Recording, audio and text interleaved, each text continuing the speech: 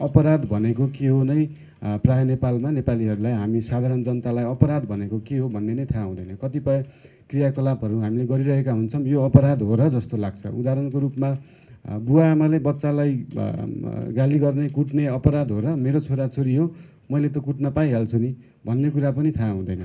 विद्यालयहरूमा टिचरले विद्यार्थीलाई हरास गर्ने, गाली गर्ने, आफ्नो पेरेन्ट्सलाई फोन गरेर बच्चाको बारेमा गाली गर्ने यो अपराध हो त? यो त हामीले टिचर हामीले त गर्न पाइहाल्छौँ नि हाम्रो बच्चाहरूलाई भन्ने कुरा पनि अपराध हो भन्ने कुराको एउटा लिट्रेसी पनि हुन जरुरी छ जस्तो लाग्छ। प्रहरी अधिकृत र अनुसन्धान अधिकृतहरूलाई मान्य गृहमन्त्रीको समक्ष पनि म के निर्देशन दिन चाहन्छु भने आफ्नो अपराध अनुसन्धान गर्दा निष्पक्ष, निर्भय र निर्धक्क रूपमा आफूले प्रमाणले जे देखेको छ त्यही अनुसारले अपराध अनुसन्धानमा संलग्न हुन अनुसन्धान अधिकृतलाई यो अपराध संहिताले अधिकार दिएको छ। त्यो अधिकार चाहिँ निडर भएर आफ्नो अधिकार प्रयोग गर्न हुन र त्यो पनि जनतालाई न्याय दिलाउनको लागि प्रयोग गर्न हुन पनि म सबै अधिकृतहरूलाई पनि निर्देशन दिन चाहन्छु।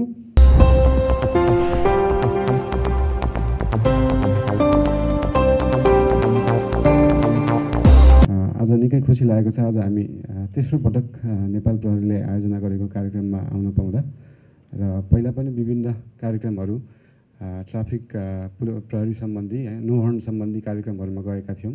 अहिले हालसालै पनि हामी नेपाल प्रहरीसँग सहकार्य गरेर भवन जुन प्रयोजनका लागि नक्सा पास भएको छ त्यही प्रयोजनमा ल्याउनका लागि उदाहरणको रूपमा बेसमेन्ट मुनि चाहिँ नक्सा पास गर्दाखेरि पार्किङको लागि नक्सा पास हुँदा तर त्यहाँनिर लुगा पसल, रेस्टुरेन्ट जस्ता अरू व्यापारिक प्रयोजनमा भएका चिजलाई नियमन गर्नलाई पनि हामीले नेपाल प्रहरीसँग सहकार्य गर्दैछौँ। त्यस अन्तर्गत हाम्रो काठमाडौँ महानगरपालिकाको नगर प्रहरी, नेपाल प्रहरी लगायत अरू सम्बन्धित निकायहरूले यसमा सहकार्य गर्दैछ र आज निकै खुसी लागेको छ हाम्रो उपत्यका स्तरीय अपराध अनुसन्धानको समीक्षामा आउन पाउँदा। आज यो समीक्षामा धेरै कुरा भन्दा पनि दुई चारवटा कुराहरू छन् जुन उपत्यका मात्रै नभएर नेपालभरिका अनुसन्धानमा काम लाग्ने अथवा त्यस सम्बन्धी ध्यान दिनुपर्ने कुराहरू। पहिलो कुरा चाहिँ के छ भन्दाखेरि अपराध भनेको के हो नै प्राय नेपालमा नेपालीहरूलाई हामी साधारण जनतालाई अपराध भनेको के हो भन्ने नै थाहा हुँदैन। कतिपय क्रियाकलापहरू हामीले गरिरहेका हुन्छौँ, यो अपराध हो र जस्तो लाग्छ। उदाहरणको रूपमा बुवा आमाले बच्चालाई गाली गर्ने, कुट्ने अपराध हो र मेरो छोराछोरी हो मैले त कुट्न पाइहाल्छु नि भन्ने कुरा पनि थाहा हुँदैन। विद्यालयहरूमा टिचरले विद्यार्थीलाई हरास गर्ने, गाली गर्ने, आफ्नो पेरेन्ट्सलाई फोन गरेर बच्चाको बारेमा गाली गर्ने यो अपराध हो त? यो त हामीले टिचर हामीले त गर्न पाइहाल्छौँ नि हाम्रो बच्चाहरूलाई भन्ने कुरा पनि अपराध हो भन्ने कुराको एउटा लिट्रेसी पनि हुन जरुरी छ जस्तो लाग्छ। बुढाबुढीकै बिचमा बुढोले आफ्नो बुढीलाई, हस्बेन्डले वाइफलाई जबरजस्ती गर्नु अपराध हो र मेरो वाइफ हो मैले त जे पनि गर्न पाइहाल्छु नि भन्ने यस्तो यो लिट्रेसी चाहिँ हाम्रो अपराध भनेको के कुरा हो भन्ने कुरामा लिट्रेसी हुनु एकदमै जरुरी छ जस्तो लाग्छ। र विशेष गरी अरूभन्दा पनि फिजिकल क्राइम अहिले निकै कम देखिन्छ। पहिला चोक चोकमा, टोल टोलमा निकै झगडाहरू हुन्थ्यो, अहिले निकै कम छन्। अहिले ती झगडाहरू साइबरमा पुगिसकेका छन्। हाम्रो डिजिटल लिट्रेसी कति छ भन्ने कुरामा पनि ध्यान दिनुपर्छ। अपराध अनुसन्धान गर्दै गर्दाखेरि हामीलाई त्यो अनुसन्धानको विषयमा, अपराधको विषयमा हामी त्यो लिटरेट छौँ कि छैनौँ भन्ने कुरामा पनि ध्यान दिनुपर्छ। हाम्रो नेपालको डिजिटल लिट्रेसीको स्तर कहाँ देख्न सकिन्छ भन्दाखेरि तपाईँले फेसबुकमा कमेन्टमा गो लेख्नुहोस् अनि बस गुडेर जान्छ भन्दाखेरि त्यहाँ 1000-1500वटा गो लेखेको कमेन्टहरू हुन्छ भनेको हाम्रो डिजिटल लिट्रेसी त्यहाँनिर छ। व्हाट्सएपमा कल आउँछ, तपाईँ 2500 रुपियाँ तिर्दिनुहोस् ट्रान्सफर फी अनि तपाईँलाई 25 लाखको लट्री पर्छ, त्यो हामी बुझाइदिन्छौँ भन्दाखेरि त्यो 2500 रुपियाँ ट्रान्सफर फी तिर्ने धेरै नै हुन्छन्। त्यस्ता क्रियाकलाप गर्ने विदेशीहरू विभिन्न छिमेकी राष्ट्रहरूबाट आएर कल सेन्टर खोलेर बसेका छन्। त्यसमा पनि नियमन हुनुपर्छ। हाम्रै गैरी गाउँमा मेरै घर अगाडि विदेशीहरूले पुरै घर नै लिएर राख्नुभएको थियो। पछि थाहा भयो उहाँहरूले त्यही यस्तै पैसाको ठगी गर्ने कल सेन्टर खोल्नु भएको रहेछ। अस्ति कार्यान्वयन पनि भयो, उहाँहरू समातिनु पनि भयो जस्तो लाग्छ। यही सम्बन्धमा हामीले दुई तीनवटा कुरालाई चाहिँ अनुसन्धान गर्दाखेरि एउटा चाहिँ अपराध भनेको के हो अनि यो साइबर क्राइमको कुराहरूलाई र न्यायालयको कुराहरू हामीले अपराधीलाई समाइसकेका हुन्छौँ। अपराधिक क्रियाकलापहरू पुष्टि भइसकेको हुन्छ तर त्यो न्यायालयमा गएर पनि ढिलासुस्ती भएको हुन्छ। धेरै केसहरूमा न्यायालयमा तुरुन्तै कारबाही गर्न सकिने चिज 6 महिना 1 वर्ष 2 वर्ष लम्बिन जान्छ। यो एउटा पुरै सर्कल मेन्टेन भयो भने हाम्रो अनुसन्धान पनि चाँडै हुनु पर्यो, त्यसको पुष्टि पनि चाँडै गर्न सकिन्छ र त्यो जुन त्यो अपराधले गर्दा जो दोषी छ त्यो कारबाहीमा पर्नुपर्ने, जसले न्याय पाउनुपर्ने त्यसले न्याय पाउनुपर्ने, यो कुराहरूलाई चाहिँ हामीले ध्यान दियौँ भने हाम्रो अपराध निकै नै कम हुन जान्छ र यो एकदमै धेरै ठुलो कुरा पनि होइन जस्तो लाग्छ। मान्छेले आफ्नो काम इमान्दारितापूर्वक गऱ्यो भने सबै चिजको समाधान हुन्छ जस्तो लाग्छ। हामीलाई स्कुलको बच्चादेखि नै क्लास 1 देखि नै पढाउने चिज भनेको अनेस्टी इज बेस्ट पोलिसी भन्ने कुरा। त्यो किन पढाइयो भनेको त्यो 8वटा सब्जेक्टमा जति पढाए पनि लास्टमा बुझ्नुपर्ने कुरा त्यति मात्रै रहेछ।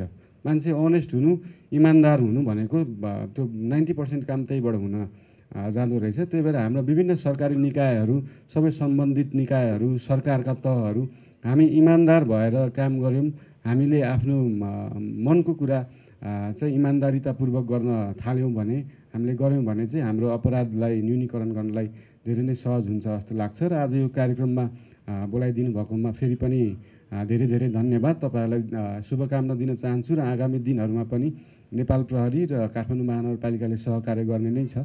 आइजी साहबले अघि भन्नुभयो 25,000 CCTV चाहिएको छ। हामीले यसपालि काठमाडौँ महानगरपालिकाको बजेटमा CCTVको लागि पनि बजेट राखेका छौँ र अहिले फोहोर मैलाको जुन व्यवस्थापनमा एकदमै गाह्रो भएको छ, हामी ट्राफिक प्रहरीसँग अब कोअर्डिनेट गरेर त्यो फोहोर फाल्ने CCTVहरूमा पनि फुटेजमा पनि देख्न सकिन्छ होला, त्यो फोहोर कसले फालिरहेको छ राति, त्यो सम्बन्धी पनि अब कारबाहीमा हामी अगाडि बढ्नुपर्छ। किनकि अब लगभग हिजो आजबाट काठमाडौँको सडकको फोहोर जति सबै उठिसक्छ, घरको पनि फोहोरहरू उठ्दैछ र अब चाहिँ सबै क्लिन भइसकेपछि बाटोमा फोहोर फाल्ने को रहेछन् त, त्यो पनि एउटा अपराध हो। अब बाटोमा फोहोर फाल्नु अपराध हो र मेरो घर गनाइरहेको थियो त्यही भएर फालेँ, अब यो अपराध हो कि होइन भन्ने कुरा पनि बुझाउनुपर्छ। त्यही भएर हामीले यो सबै कुराहरूलाई चाहिँ सहकार्य गर्दै जानुपर्छ र यति भन्दै मेरो कुरा यहाँ राख्छु। धेरै धेरै धन्यवाद। सर्वप्रथम म सङ्गठन प्रमुख हैसियतले माननीय गृहमन्त्रीज्यू जुन आज यस अपराध अनुसन्धान यो उपत्यका स्थित अपराध अनुसन्धान र केही जिल्लाका प्रहरी अधिकृत र जिल्ला प्रमुख, यहाँ चाहिँ वृत्त प्रमुख र त्यसमा काम गर्ने मुद्दामा काम गर्ने इन्सपेक्टर अथवा सहीहरू, मुद्दा प्रमुख, यिनीहरूको यो आजको जुन यो यसमा सहभागी छन्, तिनीहरूको हौसला बढाउनलाई आफ्नो अति व्यस्त समयका बावजुद यहाँ उपस्थित भएर हामीलाई हौसला प्रदान गरिदिनु भएकोमा म माननीय गृहमन्त्रीज्यूप्रति हार्दिक आभार व्यक्त गर्न चाहन्छु र उहाँकै निर्देशनअनुसार हामीहरू चाहिँ समस्त अपराध अनुसन्धान, अपराध नियन्त्रणमा परिचालित भइरहेका छौँ। यस गोष्ठीको उपाध्येता सम्बन्धमा अघि DIG भीम ढकालजीले प्रस्तुत गर्नुभयो। यो यस प्रकारका यो अपराध अनुसन्धान सम्बन्धी यो प्रादेशिक स्तरमा, क्षेत्रीय स्तरमा र यो उपत्यका स्तरमा यो पहिले यो नेपाल प्रहरीले जब क्यापको अवधारणा लागू गर्यो, क्राइम एक्सन प्लान, त्यसपछि निरन्तर रूपमा भइरहेको थियो। तर कोभिडको कारणले विगत 3 वर्षदेखि यो यस प्रकारका यो बृहत रूपमा चाहिँ अपराध अनुसन्धानकै लाग्यो भनेर चाहिँ यस्तो सम्मेलन भएको थिएन। यो आफ्टर कोभिड 3 वर्षपछि चाहिँ यो भइरहेको कारणले आफैमा पनि महत्त्वपूर्ण छ। यो गोष्ठीमा उहाँले भन्नुभयो जस्तै यो अपराध अनुसन्धानमा आइपर्ने समस्याहरूका विषयमा मिहिन रूपमा प्रस्तुति हुने छ। के समस्या भइरहेछ, यहाँ फिल्डमा बस्ने एउटा सोको अफिसरलाई जहाँ कुनै हत्याको अथवा कुनै अनुसन्धान गर्न जानुपर्दा उसलाई के समस्या भइरहेछ, उसँग भौतिक सबुतहरू सङ्कलन गर्ने सामानहरू कमी छ कि, त्यहाँ चाहिँ अन्य कुनै मोटिभेसनका फ्याक्टरहरू कमी छ कि, उसले समन्वय पाइरहेको छैन कि, उसले स्थानीय जनता जनप्रतिनिधिबाट कुनै यदि उसले सहयोग पाएन भने किन सहयोग पाइरहेको छैन। त्यस्तै अपराध अनुसन्धानका अन्य पिलरहरूसँग, यो फौजदारी न्याय प्रणालीका अन्य पिलरहरूसँग समन्वयमा केही कमी छ कि, अथवा केही तिनी कुराहरूमा चाहिँ अहिले यस सेसन यो उद्घाटन सत्रपछि मिहिन रूपमा प्रस्तुत हुनेछन् र यसले वास्तविक रूपमा नै लगभग 5-6वटा प्रदेशमा त म आफै सहभागी भएँ। त्यसका त्यो फिल्ड लेभलको कुरा सुनिसके पश्चात हामी अपराध अनुसन्धान विभागले प्रहरी सङ्गठनले एउटा चाहिँ के यसमा गर्न आवश्यक छ, इन्टरभेन्सन लेभल कहाँ आवश्यक छ भन्ने कुरा यो सबै गोष्ठी समाप्त भइसके पश्चात यो एउटा चाहिँ प्रतिवेदन आदरणीय महाधिवक्ताज्यूका प्रस्तुत हुन्छ र एउटा प्रतिवेदन माननीय मन्त्रीजीका पनि प्रस्तुत हुन्छ। यो के गर्न सकिन्छ, के गर्नुपर्ने आवश्यकता छ अहिले तत्काललाई भनेर भनेर त्यो पनि त्यस पश्चात पनि एउटा प्रहरी सङ्गठनले एउटा चाहिँ अपराध अनुसन्धान सम्बन्धमा एउटा नीति लिनेछ। त्यो वास्तविक रूपमा नै हामीलाई अत्यन्त लाभदायक हुनेछ। दोस्रो कुरा, यसमा अझै स्पष्ट पार्नुपर्ने केही कुराहरू छन्। जस्तो अपराध संहितामा भएका कुराहरू पनि अनुसन्धान अधिकृतले किन स्पष्ट रूपमा आफ्नो अधिकार प्रयोग गर्न हिचकिचाइरहेका छन्। कतिपय अवस्थामा पर्चा खडा गरेर छोड्नुपर्ने अवस्थामा अथवा त्यो व्यक्तिलाई कुनै जाहेरी पर्ने बित्तिकै समात्नुपर्ने जुन प्रेसर आउँछ अथवा अन्य आउँछ, त्यसलाई त्यसमा पर्चा खडा गरेर छोड्न सक्ने जुन अनुसन्धान अधिकृतको अधिकार छ, त्यो किन प्रयोग गर्न हिचकिचाइरहेका छन्। त्यो सम्बन्धमा पनि यस विषयमा चाहिँ मिहिन रूपमा छलफल हुनेछ र त्यसले निश्चय रूपमा पनि यो कोही चाहिँ यो जाहेरी आउने बित्तिकै समातिने अथवा अन्य कारणले त्यो पीडित हुने केही दुई चार दिन बस्दा पनि हिरासतमा बस्नुपर्ने जुन अहिले बाध्यकारी रूपमा चाहिँ हामीले जाहेरी लिनुपर्ने अवस्था छ, त्यस सन्दर्भमा पनि मिहिन रूपमा छलफल हुनेछ। अर्को कुरा, म प्रहरी अधिकृत र अनुसन्धान अधिकृतहरूलाई मान्य गृहमन्त्रीको समक्ष पनि म के निर्देशन दिन चाहन्छु भने आफ्नो अपराध अनुसन्धान गर्दा निष्पक्ष, निर्भय र निर्धक्क रूपमा आफूले प्रमाणले जे देखेको छ त्यही अनुसारले अपराध अनुसन्धानमा संलग्न हुन अनुसन्धान अधिकृतलाई यो अपराध संहिताले अधिकार दिएको छ। त्यो अधिकार चाहिँ निडर भएर आफ्नो अधिकार प्रयोग गर्नु हुन र त्यो पनि जनतासँग मात्र आउनुपर्छ, त्योसँग मात्र आउन सक्छ। यहाँ काठमाडौँ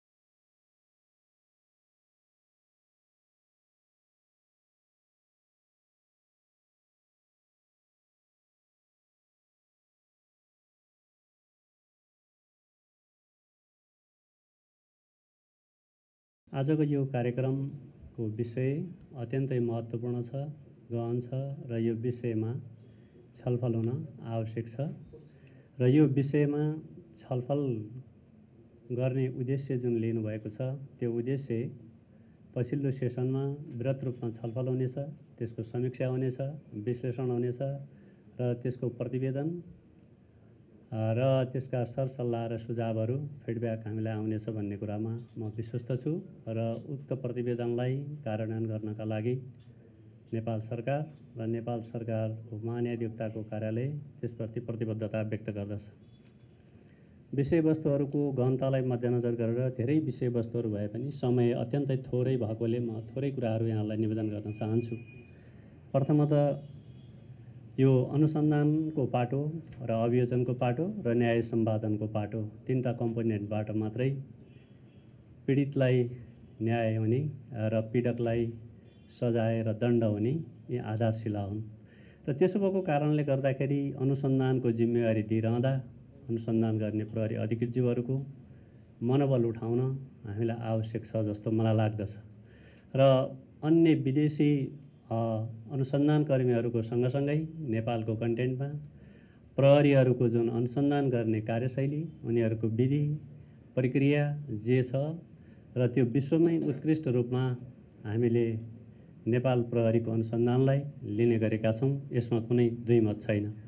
र एउटा प्रश्न सधैँभरि खड्किरहने प्रश्न के हो भने अनुसन्धान गर्दाखेरि केही इन्स्ट्रुमेन्टहरू चाहिन्छ र त्यसको लागि सबैभन्दा पहिले महत्त्वपूर्ण पाटोको रूपमा रहेको अनुसन्धान अधिकृतको टोलीहरू जुन छ त्यसलाई हामीले विशेष गरेर राज्यकै तर्फबाट वेल ट्रेनिङ दिनुपर्ने र त्यो तालिम दिइसकेपछि मात्रै उनीहरू त्यो कार्यमा सफल हुन्छन् जस्तो मलाई लाग्दछ।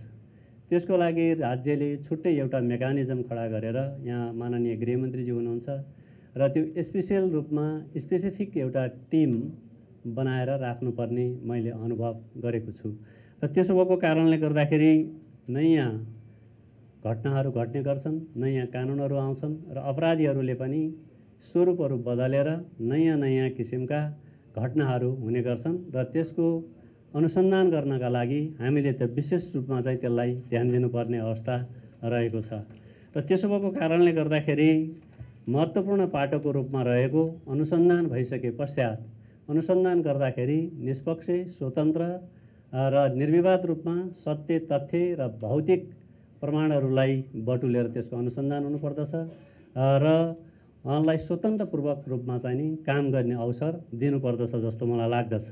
र यो काठमाडौँ उपत्यका प्रदेश स्तरीय अपराध अनुसन्धानको यो समीक्षा गरिरहँदा आज 7वटै प्रदेशमा यस्ता प्रदेश स्तरीय कार्यक्रमहरू भएका छन्, त्यसका समीक्षा भएका छन्, त्यसको विश्लेषण भएको छ र यी कार्यक्रमहरू हुनु नितान्त आवश्यक छ जस्तो मलाई लाग्दछ। यो मुलुकी फौजदारी संहिताले पनि महत्त्वपूर्ण रूपमा अनुसन्धान गर्ने दायित्व नेपाल प्रहरीलाई दिएको छ र अपराध अनुसन्धानको सन्दर्भमा यसको अभियोजन गर्ने पाटो जुन सरकारी वकिललाई दिएको छ, 77वटा जिल्लामा यो महान्यायाधिवक्ताको प्रतिनिधित्व हुने गरी सरकारी वकिल साथीहरू हुनुहुन्छ, उहाँहरूले अभियोजन गर्नुपर्छ र त्यो अभियोजन गर्दाखेरि जे निर्देशन हुन्छ त्यो निर्देशनमा आधारित भएर यहाँहरूले सत्य, तथ्यपरक किसिमको एउटा निचोडमा पुग्नुभयो भने त्यसले पीडितहरूलाई न्याय दिलाउने काममा बल पुग्दछ जस्तो मलाई लाग्दछ। र यो अपराध अनुसन्धानको सन्दर्भमा अघि आइजिपी साहबले पनि त्यो कुराहरू उठाउनु भएको छ। केही चुनौतीहरू पक्कै छन् र ती चुनौतीहरूलाई सामना गर्नका लागि हामीले राज्यको मेकानिजमलाई पनि अलि स्ट्रङली बनाउनुपर्छ भन्ने मलाई लागेको छ। जस्तै यो तालिमको सन्दर्भमा साइबर क्राइमको सन्दर्भमा, त्यस्तै आर्थिक जघन्य अपराधका सन्दर्भमा यस्ता विविध घटनाहरू हिजो आज घट्ने गरेका छन् र ती घटनाहरूलाई एड्रेस गर्ने गरी नेपाल सरकारले पनि त्यस्तो पोलिसी बनाउनुपर्छ जस्तो मलाई लाग्दछ। जहाँसम्म अघि प्रहरी महानिरीक्षकज्यूले कुरा उठाउनु भएको छ, यो साइबर क्राइमका सन्दर्भमा अहिलेसम्म 77वटा जिल्लामध्ये काठमाडौँमा मात्रै मुद्दा चल्ने जुन व्यवस्था छ, यसलाई हामी केही नेपाल संशोधन गर्न बनेको ऐन अन्तर्गत संशोधन गरेर यसलाई जति सक्दो छिटो हामीले यसलाई पार्लियामेन्टमा लाँदैछौँ र यसलाई संशोधन गरेर 77वटा जिल्लामा यसलाई सहजीकरण गर्ने किसिमको हामीले अनुसन्धानबाट पनि आएको र अनुसन्धानको क्रममा हामीलाई फिडब्याक आएको र सरकारी वकिल साथीहरूले पनि फिडब्याक दिएको र योसँग सम्बन्धित सरकार व्यक्तिहरू जुन व्यक्तिहरू अन्यायमा पर्छन्, जसले त्यो गर्नका लागि काठमाडौँसम्म धाउनुपर्ने वा केही मेकानिजम इन्स्ट्रुमेन्टहरू पनि हामीसँग अलिकति कमजोरी भएका कारणले गर्दाखेरि यसलाई विस्तार गर्ने र यो कुरा छिटै पुरा गर्ने प्रतिबद्धता पनि व्यक्त गर्न चाहन्छु। र अर्को सँगसँगै के छ भने यो जनशक्तिको अलिकति अभाव छ। त्यो जनशक्तिको अभावको सन्दर्भमा यहाँ माननीय गृहमन्त्रीज्यू पनि हुनुहुन्छ र यो जनशक्ति अभावलाई परिपूर्ति गर्नका लागि पनि अब यो कसरीकन बढाउने हो, दक्ष जनशक्ति चाहियो र दक्ष जनशक्तिको लागि पनि हामीले केही त्यस्तो किसिमको ट्रुप्सहरू बनाउनुपर्छ जस्तो मलाई लाग्दछ र त्यो बनाउनु पर्दछ। अर्को महत्त्वपूर्ण कुरा यहाँ के छ भने यहाँ हाम्रो काठमाडौँ महानगरपालिकाका मेयर, उपमेयरज्यूहरू पनि हुनुहुन्छ। हामीले स्थानीय सरकार, प्रदेश सरकार र सङ्घीय सरकारको जुन सोच र दृष्टिकोण बनाएका छौँ, हामीहरूले समन्वय र सहकार्य गर्न अत्यन्तै आवश्यक छ र यो सहकार्य र समन्वयबाट मात्रै हामीले न्याय दिलाउन सकिन्छ भन्ने मलाई लागेको छ।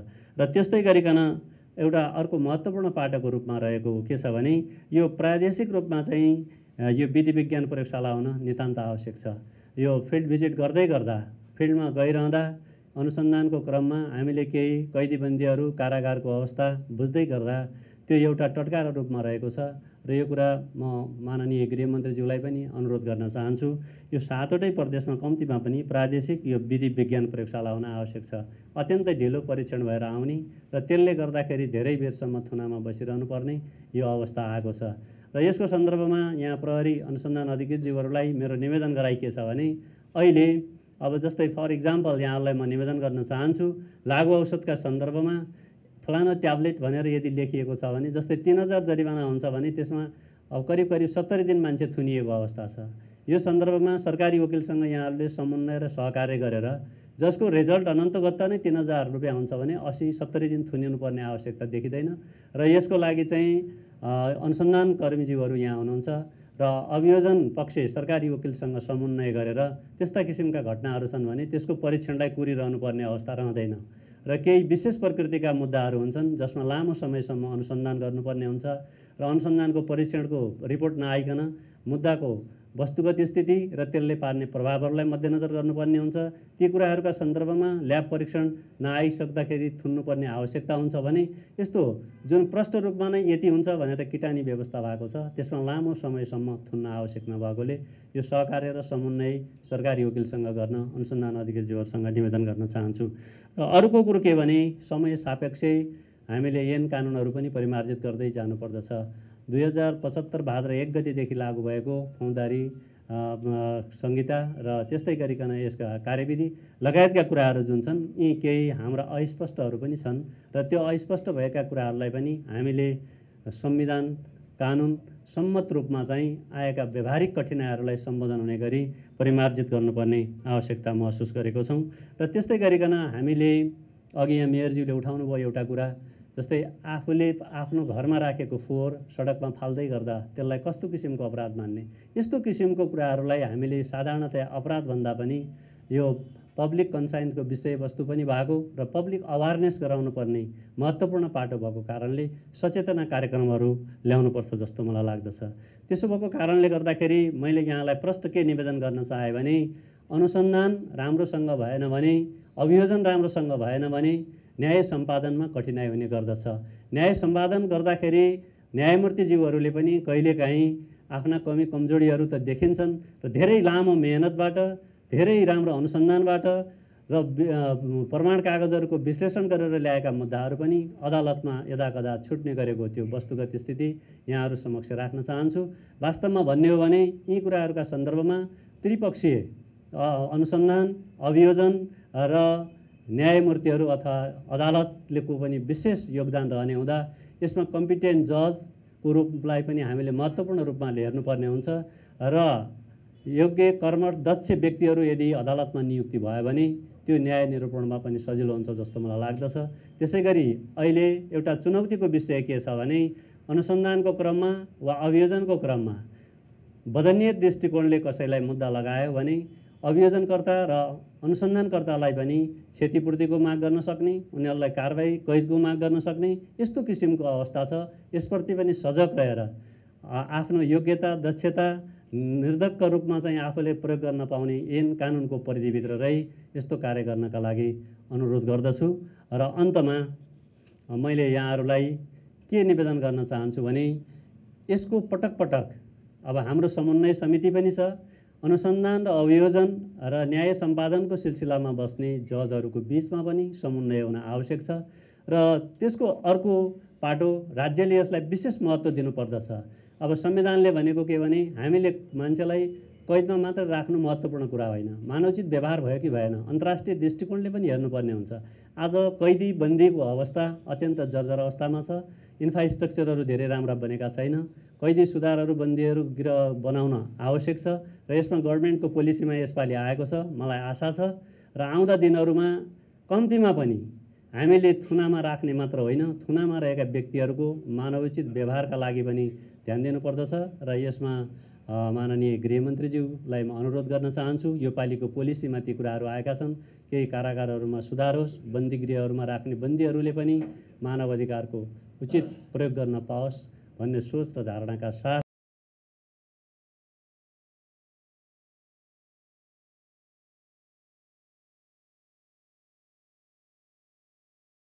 र पुनः आफ्नो मन